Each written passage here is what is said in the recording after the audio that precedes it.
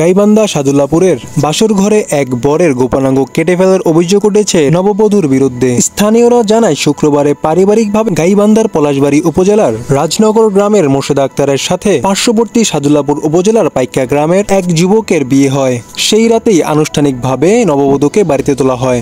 তবে সেই রাতেই ধারালো ব্লেড দিয়ে বরের গোপনাঙ্গ কেটে দেয় মোর্শেদা।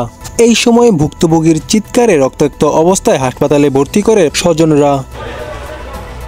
এমন নির্মম ঘটনার জন্য বরের বাবা শনিবার রাতেই নববধূর নামে মামলা করেন। পরে রবিবারে মামলার তদন্তের জন্য পুলিশ তাকে গ্রেপ্তার করে নিয়ে আসে। তবে সম্পূর্ণ ঘটনাটিকে উদ্দেশ্যপূর্ণকভাবে সাজানো এবং ভুয়া বলে দাবি করেছে মেয়ের পরিবারের সদস্যরা। বিবাহ পূর্বে সে 2 লক্ষ টাকা যৌতুকের টাকা বুঝিয়ে নেয়। আমার মেয়ে নিরপরাধী, অপরাধী নয় আমার মেয়ে। গাইবান্ধা হাসপাতালে তন্ন তন্ন করে খুঁজে দেখা গেছে যে ওই বরের কোনো প্রকার ভর্তিও নাই। ইভেন ওনারা যে ইজাহার করেছেন, এই ইজাহারের সঙ্গে তাদের ভর্তির কোনো স্লিপও দিতে পারে। এইদিকে এই ধরনের ঘটনা জঘন্যতম সামাজিক অপরাধ বলে জানিয়েছে রাষ্ট্রপক্ষের আইনজীবী।